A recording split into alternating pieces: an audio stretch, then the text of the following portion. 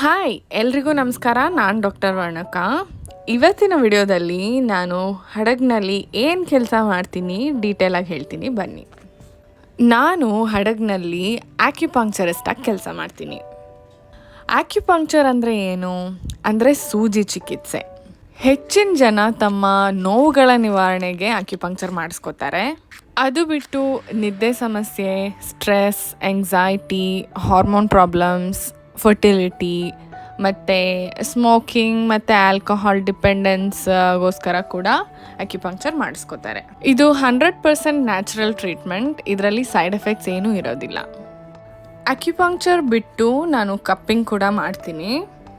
Cupping blood circulation improve ಮಾಡೋದಕ್ಕೆ ಮತ್ತು muscle tension recovery ಮಾಡೋದಕ್ಕೆ ತುಂಬ ಹೆಲ್ಪ್ ಆಗುತ್ತೆ.